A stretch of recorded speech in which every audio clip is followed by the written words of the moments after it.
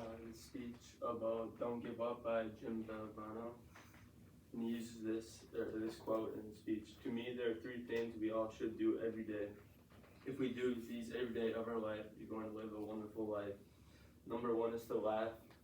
Number two is to think. And number three, you should cry either from joy or sadness.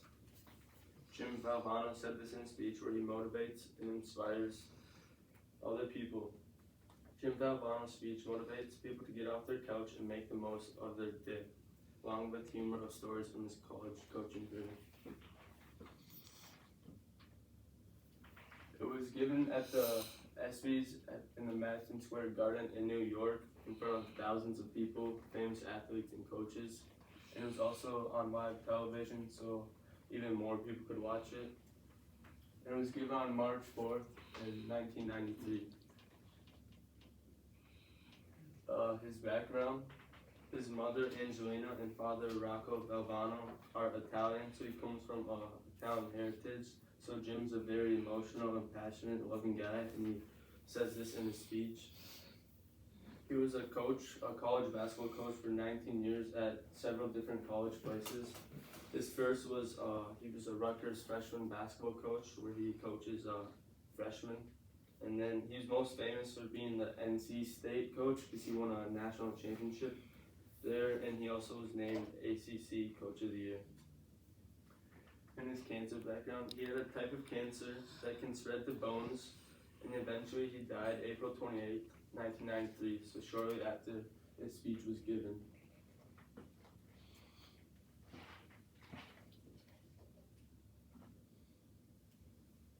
Ever gave. And I read this thing, Lombardi, what he said was he didn't go in. He waited. His team was wondering, where is he? Where is this great guy? He's not there. 10 minutes. He's still not there. 3 minutes before they have to take the field, Lombardi comes in, bangs the door open, and I think you all remember what great presence he had. Right? Great presence. And he walked in, and he just walked back and forth like this, just walked, staring at the players. And he said, all eyes on me. I'm reading this in his book. I'm getting a picture of this Lombardi before his first game. He said, gentlemen, we will be successful this year. You can focus on three things and three things only. Your family, your religion, and the Green Bay Packers. And he does that. And the rest of it, they knocked the walls down. The rest was history. I said, that's beautiful. I'm going to do that. Your family, your religion, and Rutgers basketball. That's it. I had it. Listen, I'm 21 years old. The kids I'm coaching are 19. All right? And I'm going to be the greatest coach in the world, the next Lombardi. And I'm ready. And I'm practicing out. And right inside the locker room, the manager told me, you got to go in. Not yet. Family, religion, Rutgers basketball.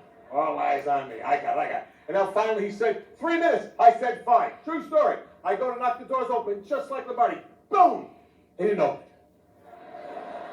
I almost broke my arm. I was like, it was when it didn't open. Now I'm down. The players are looking. Coach, help the coach up. Help him up. And now I did like Lombardi. I walked back and forth, right? And I was going like that. My arm, get the feeling back in it. And finally I said, gentlemen, all eyes on me. These kids wanted to play. They're 19. Let's go. I said, gentlemen, we'll be successful this year if you can focus on three things and three things only. They said, your family, your religion, and the Green Bay Packers, I told them. I did that.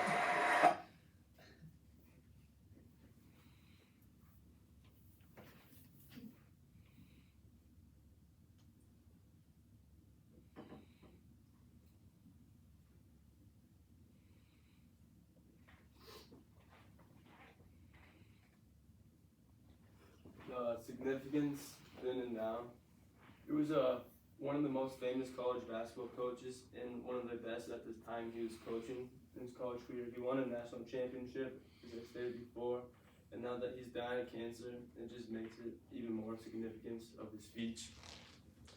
His speech motivated thousands of people and touched many more to live a full life and never give up on their dreams and pursue their dreams. And he also created a cancer research foundation through his speech at the end with ESPN called the V Foundation. It has raised over $300 million for cancer research and has saved thousands of lives.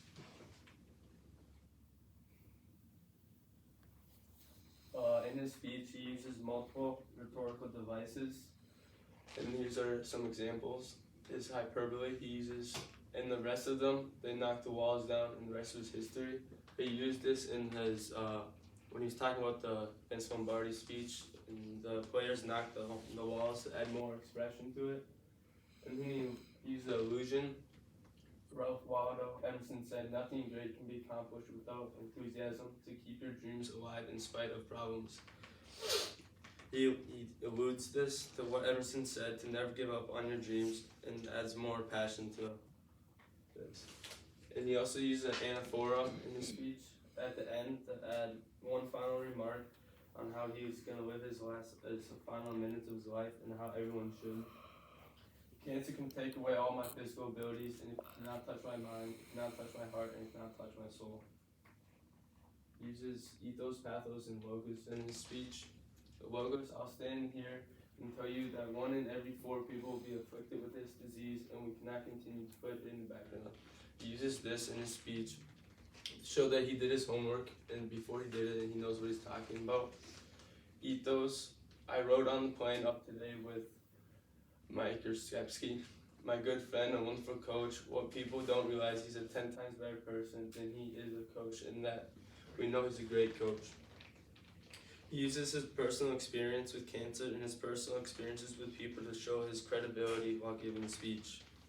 In pathos, he uses this quote right away in his speech to get everyone focused and to listen on what he's going to say. "Time is very precious to me, and I don't know how much I have left, so I'm going to make the most of my speech here tonight." And why it will endure and motivate hundreds of thousands of people and inspire them to live full and eventful lives.